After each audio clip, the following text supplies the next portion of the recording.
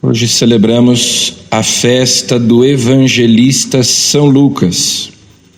São Lucas escreveu 2 livros sagrados, o seu Evangelho e os Atos dos Apóstolos.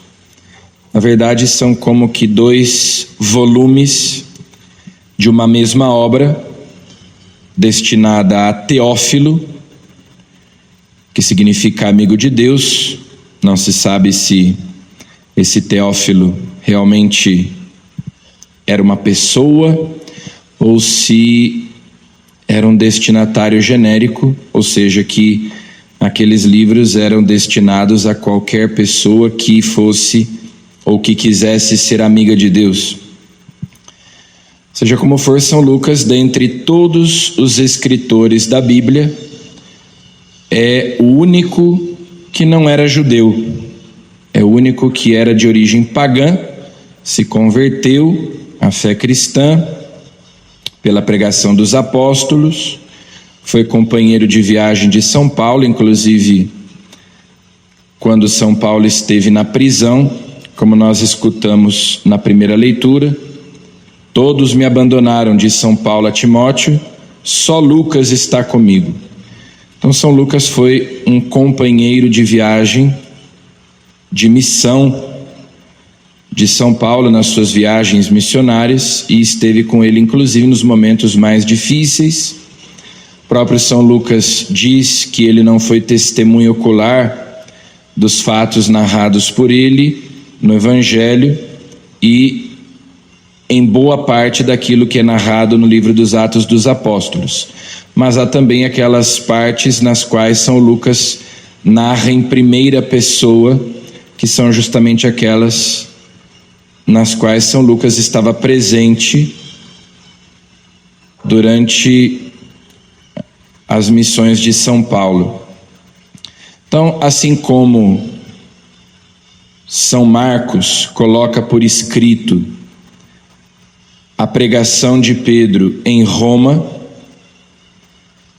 e existem ali muitos elementos no Evangelho de São Marcos que demonstram que o Evangelho de Marcos foi escrito em Roma para os romanos. O Evangelho de São Mateus foi escrito para cristãos vindos do judaísmo. E por isso São Mateus o tempo todo mostra que Jesus é o Messias, é o novo Moisés. São Lucas escreve para todos os homens, sobretudo para os pagãos. Por isso, no Evangelho de São Lucas, Jesus aparece como o Salvador dos homens, de todos os homens. É o escritor da mansidão de Cristo. Então, no Evangelho de São Lucas, aparece, sobretudo, o Cristo que se compadece dos pobres, dos pecadores, e que vem para salvar todos os homens, todos aqueles que acreditarem nele. Também é o Evangelho da Virgem Maria, ou seja, uma das fontes de São Lucas, ele que diz que foi colher relatos de testemunhas oculares.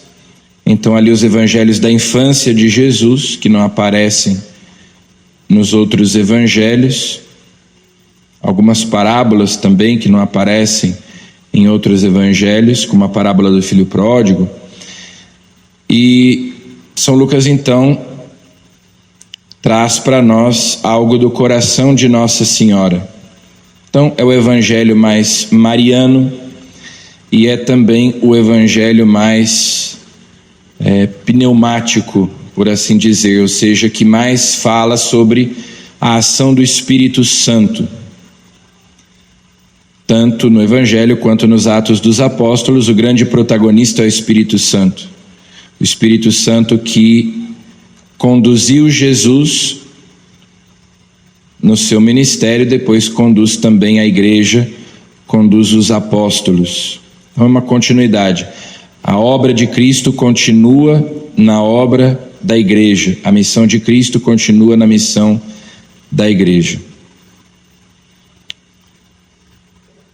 O evangelho que a igreja escolheu para esta festa é o envio dos 72 discípulos. Ou seja, Jesus associa aos apóstolos outros discípulos que também vão de cidade em cidade pregando a boa nova, anunciando o evangelho. É sempre importante lembrar que o evangelho, antes de ser escrito, foi pregado.